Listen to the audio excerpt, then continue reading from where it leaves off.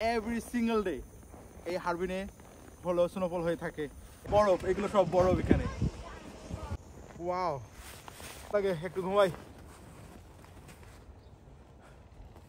ভালো, আর যারা snowfall enjoy করতে চান, welcome to Harbin. Hello everyone, very good afternoon from Harbin. I hope you are pretty good.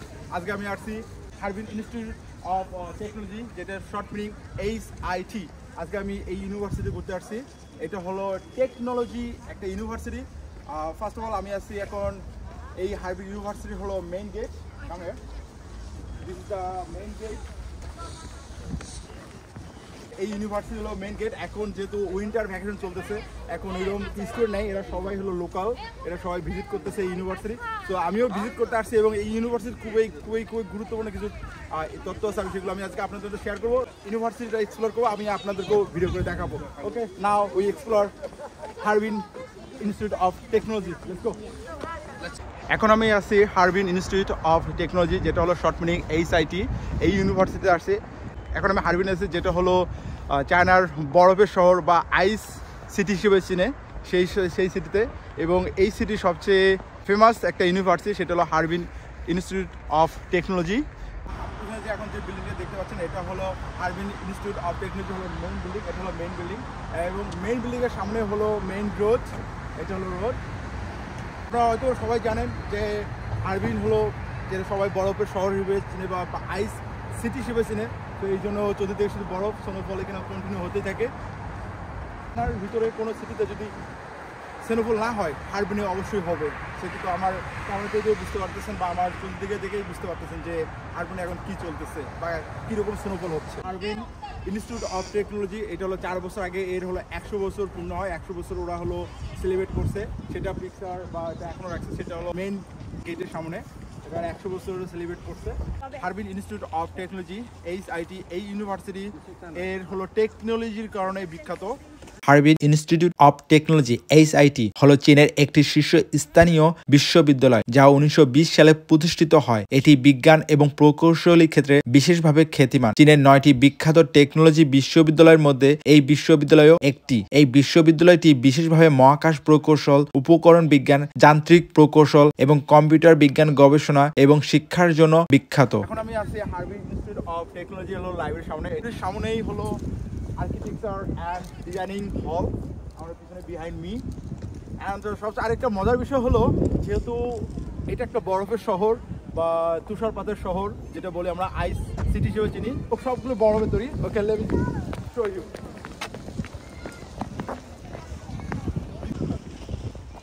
এগুলো হলো সব বরফ, এগুলো সব বরফ এখানে। ওকে, ওয়েট ওয়েট।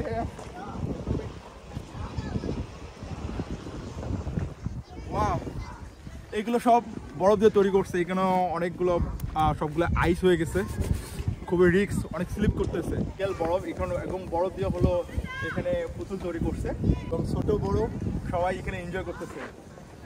সব এগুলো বরফ দিয়ে তৈরি করা, এখানে যত দেখতেছেন সবগুলো বরফ দিয়ে তৈরি করা। অনেক একদম আইস হয়ে গেছে, এগুলো সব আইস হয়ে একদম অনেক হার্ড, সবাই এনজয় করতেছে। অনেক ঠান্ডা, আমার হাত পা সব বরফ হয়ে যাচ্ছে, ফ্রিজিং হয়ে যাচ্ছে এবং সবাই এনজয় করতেছে। আমি বলছিলাম দিস ইজ বরফের শহর, আইস সিটি, রিয়েল ইগলো। এখানে এটা সব এখানে বরফের শহর, এই যে এটা সব এখানে বরফ দিয়ে তৈরি করছে। এটা নিজেই যে এগুলো স্ট্রাকচার, এটা সব এখানে বরফ, এগুলো অনেক হার্ড, সবগুলো আইস হয়ে গেছে। এখানে যখন তুষার পড়ে, অনেক তুষার পড়ে, এগুলো সব তুষার, অনেকগুলো তুষার একত্রিত করে এরকম বরফ তৈরি করছে। আর পিছনে যে বিল্ডিংটা দেখতে পাচ্ছেন, এটা হলো এই ইউনিভার্সিটির Harbin Institute of technology. University হলো কম্পিউটার অফ সায়েন্স বিল্ডিং। এটা হলো সায়েন্স। এর বিল্ডিংয়ের নিচেও এখানে রুম আছে, ভিতরের নিচেও। এবং এই কম্পিউটার অফ সায়েন্স বিল্ডিংয়ের পাশেই হলো প্লেগ্রাউন্ড ইজ ওভার দেয়ার। হলো প্লেগ্রাউন্ড। এই ইউনিভার্সিটি হলো প্রায় 2টা প্লেগ্রাউন্ড আছে। এটা হলো এটা একটা প্লেগ্রাউন্ড, আর একটা প্লেগ্রাউন্ড হলো ওইদিকে একটা আছে। আর প্রত্যেকটা ইউনিভার্সিটির প্লেগ্রাউন্ড থাকবে। আর যেহেতু হারবিন একটা বরফের শহর, একটা আইস সিটি, এই জন্য বরফ থাকবে আর স্নোফল থাকবে এভরি সিঙ্গেল ডে। এই হারবিনে হলো স্নোফল হয়ে থাকে। এই স্নোফলটা স্পেশালি হলো ডিসেম্বর থেকে ফেব্রুয়ারি মাস পর্যন্ত থাকে। দেন যখন গরম হয়, আফটার দ্য ফেব্রুয়ারি যখন গরম আসে বা গরম একটু ওয়েদারটা প্রায় 10 ডিগ্রি সেলসিয়াস 15 ডিগ্রি থেকে 20 ডিগ্রি সেলসিয়াস, তখন বরফগুলো আস্তে গলা শুরু করে। এখন সবটুকু বরফে সবকে ঢেকে গেছে, অনেক বরফ। ওয়াও, শুধু এই বরফগুলো স্নোফলগুলো এখন আইস হয়ে গেছে, অনেক হার্ড। আর যেহেতু এখন উইন্টার ভ্যাকেশন, এই কারণে কোনো স্টুডেন্ট আপনারা দেখতে পারতেছেন না, বা কোনো স্টুডেন্ট নেই, কারণ সবার গ্রামের বাসায় চলে গেছে। কেউ যদি ঠান্ডা এনজয় করতে চান, ওয়েলকাম টু হারবিন। অনেক হার্ড হয়ে গেছে সব কিছু। স্পেস রিসার্চের জন্য বেস্ট একটা ইউনিভার্সিটি, টেকনোলজির জন্য বেস্ট একটা ইউনিভার্সিটি। এই জন্য রকেটের একটা ইকুইপমেন্ট একটা তৈরি করে রাখছে। রকেটের যে মেইন পার্টটা আমি আপনাদের একটু দেখেন, এটা হলো চায়নার যে রকেট, এটা চায়না রকেট। এই রকেটটির নাম কোয়াইশো 13 ক্যারিয়ার রকেট। এই রকেটটি নবম aerospace science and technology academic দ্বারা তৈরি করা হয়েছে। মূল প্রযুক্তিটি হারবিন ইনস্টিটিউট অফ টেকনোলজি এবং নবম aerospace science and technology academic দ্বারা যৌথভাবে তৈরি। এই রকেটটির মোট দৈর্ঘ্য প্রায় 20 মিটার, সর্বোচ্চ ব্যাস 1.4 মিটার এবং টেক অফ ভর প্রায় 30 টন। এই রকেটের প্রথম উড্ডয়নটি 2017 সালের জানুয়ারিতে সম্পন্ন হয়, যা চীনের সবচেয়ে সক্রিয় কর্তব্য কঠিন পরিবহন। এই ইউনিভার্সিটি সব থেকে biggest large building behind me, community building. এখানে বয়েজ বিল্ডিং গার্লস বিল্ডিং দুটাই একের সাথে বাট সেপারেট। যেহেতু এখন স্নোফল, আমি এই হারবিন ইনস্টিটিউট অফ টেকনোলজি যেদিকে তাকাচ্ছি সব দিকে শুধু হোয়াইট দেখতেছি, শুধু সাদা দেখতেছি।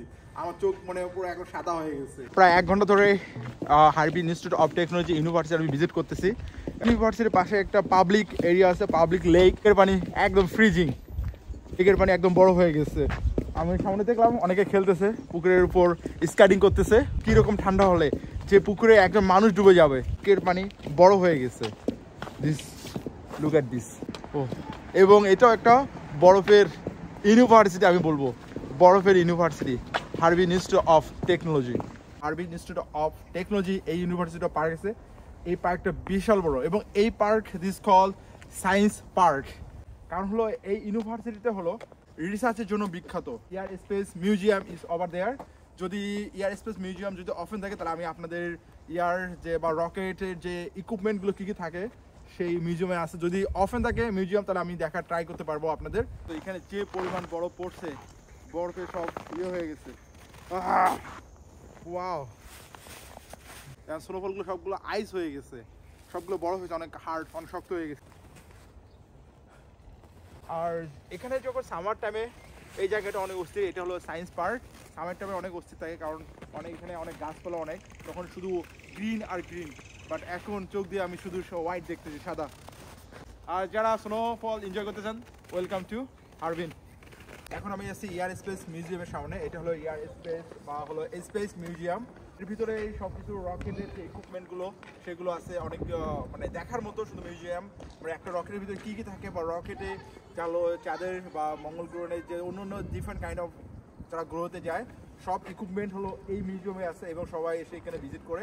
হারবিন ইনস্টিটিউট অফ টেকনোলজি এই ইউনিভার্সিটিটা রিসার্চের জন্য বেস্ট একটা ইউনিভার্সিটি। যারা রিসার্চ করতে চান, মাস্টার্স পিএইচডি, তার জন্য বেস্ট একটা ইউনিভার্সিটি। এবং এই ইউনিভার্সিটি যারা শুধুমাত্র মাস্টার্সের জন্য সরকারি স্কলারশিপ বা ভালো মানের স্কলারশিপ দিয়ে থাকে, আর পিএইচডির জন্য স্কলারশিপ দিয়ে থাকে। ব্যাচেলরের জন্য সে একটা স্কলারশিপ এরা দেয় না। ব্যাচেলরের জন্য শুধুমাত্র যে পার্শিয়াল যে স্কলারশিপ আছে সেইগুলো স্কলারশিপ দেয়, তাও ওটা আবার 100% স্কলারশিপ না। বাট মাস্টার্স এবং পিএইচডির জন্য 100% স্কলারশিপ এরা হলো প্রোভাইড করে। এখন স্নোফল পড়তেছে, আরেক জায়গায় যাওয়ার প্ল্যান ছিল, বাট এখন আর যাবো না। এখন ডিরেক্টলি গো ব্যাক টু রুমে। এখন রুমে ব্যাক করবো, এখন স্নোফল পড়তেছে। সো আজকের ভিডিওটা আপনাদের ক্যামেরাগুলো এবং হারবিন ইনস্টিটিউট অফ টেকনোলজি আপনাদের ক্যামেরাগুলো আমাকে কমেন্ট বক্সে জানাবেন। তো দেখা হবে নতুন কোনো ভিডিওতে, নতুন কোনো জায়গায়। See take care, have a good night, bye bye. Cross my heart and hope to die.